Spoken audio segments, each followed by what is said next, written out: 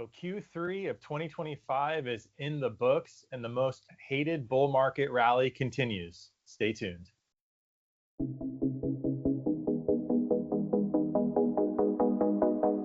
Hi, welcome to T-Minus Retirement, the podcast where we help launch your retirement into orbit.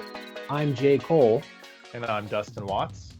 And in today's video, we're going to recap the third quarter and, like Dustin mentioned, talk about why this has been the most hated bull market, in history, essentially. Yeah, Jay, it's been an interesting. It was a great Q3. I mean, just to say the least. Let me share my screen here. It was a great Q3. Historically, August and September are tough months for the market, but not this year. They were great months for the market. What we're looking at here is third quarter of 2025 and just different asset classes, the main asset classes really in the US. So gold was the big performer in Q3, up almost over 15.5%. Most of that coming in September. It's that purple line up here. A lot of that climb was there in September. It was pretty much kind of stagnant there for a couple months. It had a big move earlier in the year. September, it just exploded. So yeah. Followed by the NASDAQ. No surprise there, up over 12% in the third quarter alone. We all know the AI story. The AI story is real. It's not pets.com. Okay, it's companies like NVIDIA that have real earnings, have just crushing it on the earnings. I mean, there's a few funny things going on out there, but I would say in general, these big companies that are adopting AI, implementing AI, and on the forefront of creating AI have been big beneficiaries. And the third quarter was no different, with the NASDAQ doing very well. I think the really nice thing that we saw in the third quarter was we saw some rotation. So you can see the third from the top there on this list of performance in Q3 was the Russell 2000, so small caps. Yeah. And I don't, when I implement small caps in a portfolio, I don't use the Russell 2000 because there's a lot of unprofitable companies in there. I like to screen for quality, screen for profitability. Maybe should have used the S&P 600, but nonetheless, Russell 2000 gets the point across. It was up 11.25%, and it speaks to the rotation that's taking place, mainly from not only the anticipation, but if you remember, the Fed cut rates last month in the third quarter in September. So that really helps small companies because those companies, they are more reliant on borrowing. They can borrow at lower rates. Certainly, that's the hope going into the end of the year, that rates continue to kind of notch down. So more rate sensitive areas of the market did well, and the Russell 2000 was just a beneficiary of that. I put Bitcoin up there because I think that's a kind of a staple asset class nowadays. Had a good quarter, up over 8.5%. The S&P kind of in the middle to low there, just under 8%. The Dow didn't do anything too exciting, I guess. I'm a little surprised about that. Yeah. Up only 3.37%. Now that I think of it, we'd have to really dig into it. I don't know if United Health, having such a hard couple of months, contributed to that, because as you know, Jay, the Dow, the way that it's weighted is completely different. It's a price weighted index, not a market cap weighted index. So bigger share prices have a bigger effect on that average. So I don't know if that contributed. I have to look into that. But yeah. And then pulling up the rear is just the U.S. aggregate bond index, up 1.5%. So pretty steady there. And as rates came down a little bit, that added a little bit of a pop to bonds there towards the beginning of the month in September. Yeah. It's funny. looking at this and even thinking back to quarter two and how that started, with April kind of bottoming out, looking at all this data, it tells me that you should never panic sell, when there's some type of crisis going on, either in the market or even in the world. Yeah, Um, well, no, that's 100% right. This is a year-to-date chart. yeah. Let me go through the just for consistency. Let me go through the end of September. I don't know why that changed. Let me go back here.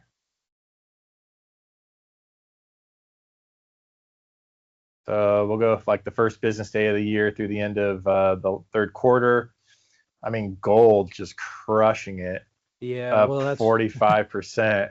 that's with all the uncertainty, April, the tariffs, the potential war with Iran, government shutdown. I mean, Well, and then you 100% right, Jay. That I think is a big component of when gold does well during all these uncertain times. I'm not a believer that gold's an inflation hedge. I think we have a lot of data that shows it's not great at hedging inflation. I think it's a better volatility hedge for uncertainty. But what's also going on here is we have tons of central banks buying gold.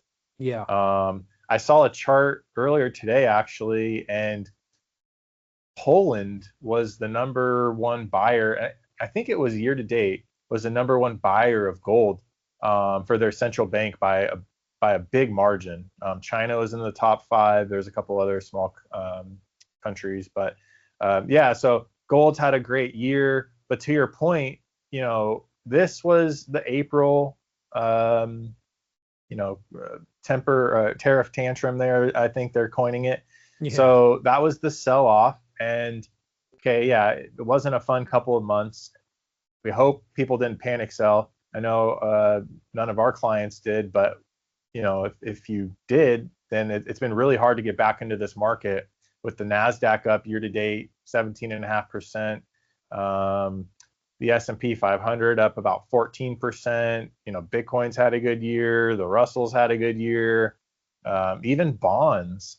I think this is just a price return. It doesn't include the yield, I don't believe, because I know some of the bonds that we have that are more of that aggregate type of bond fund. They're up 6.5% approximately through the end of the third quarter. So it's been a great year for bonds because rates have been coming down a little bit.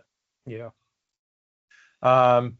We can kind of break it up a little bit. This is a neat chart, get a little bit more granular. yeah, These are the different sectors. I know these might be a little small, but technology, top performer in the third quarter, communication services, consumer discretionary, all doing double digits. Utilities and energy actually had a good quarter. Utilities have done well year to date. And that's funny enough, that's an AI story too, because the whole talk right now is we don't have enough energy to really power the AI that is coming. So there's a lot of talk about nuclear energy and different, how are we going to do this? So utilities did very well. So it looks like, really we'll call materials flat on the quarter. Staples was the worst performer.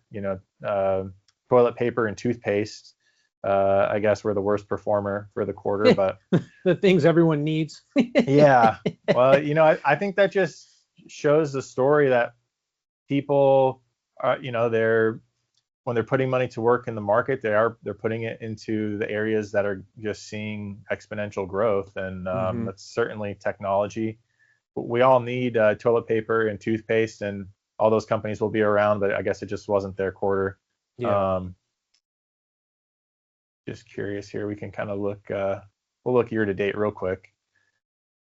Yeah, technology was huge Yeah, year to date. Yeah. with utilities year to date is right up there with technology. Oh, yeah. Nothing negative on the year, so that's a good point. Mm-hmm. One thing that I'm really hoping to see, and we're seeing signs of it certainly, is just, I mentioned rotation, but just rotation outside of just technology when we're talking from like a sector perspective, just because when we can see these other areas of the market participate and do well and get a little bit of love, I think that's really healthy for the overall market. Healthcare has had a rough year. It's had a little bit of a catch up, but if some of these other areas of the market can get some inflows, I think that's really helpful, and that's very healthy for a bull market. Mm-hmm. One other thing I wanted to show. So, what were some of the biggest, I guess, news events of the quarter? Of the quarter, the year's gone by so fast. I'm trying to remember. Well, the interest rates, the Fed cutting the interest rates. Yeah, I mean that was huge, right? Right, the first time this year. That was something we were waiting for. I had a chart here. Where did it go? Let me stop sharing. That was something that we've all been waiting for. It's been delayed and delayed, and finally it's come. I have a chart because I wanted to kind of show you guys what the effects of that have been, because it's been driving the market here certainly for quite a few months, of the anticipation that yields are going to come down. And I know I won't bore everybody with why that's important. We've talked a lot about that.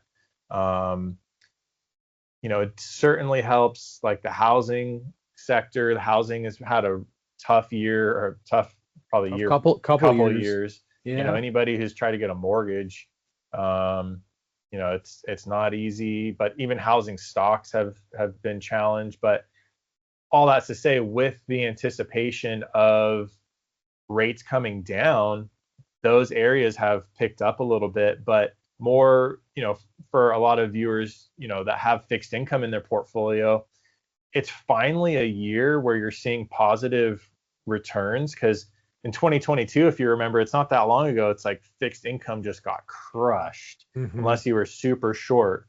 Everybody was real happy to put their money into CDs, short-term CDs and all these things. Well, that tide has finally turned, and this chart explains that a little bit. With the Fed cutting rates, and it looks like they're on track to cut rates in October. We'll see. I think they take November off, the Fed, that is, and then December. I think it's still anticipated that they do another 25 basis point cut, but time will tell on that. All that is having an effect on not only stocks that are very rate sensitive, like I mentioned, but also fixed income. So, without getting too in the weeds, fixed income has had a good year because rates have come down, which has allowed the price of the bonds to go up. And we started the year from a good starting point. We had 4 or 5, depending on the types of bonds, % yield, and you've had yields come down a little bit, so the price of the bond went up. This is a 3-year chart of the different treasuries, obviously short term at the 3-month all the way to the long bond, which the 30-year just got killed in 2022, when the Fed raised rates to get inflation under control. Like 3-month ultra short term type of bonds went very high, and you could get these CDs, you could get very short term treasuries yielding, I want to say the highest I remember was around 5.5%. Yeah, that's about what I saw. So that was great, and that lasted for a little bit of time here. That's that gold line.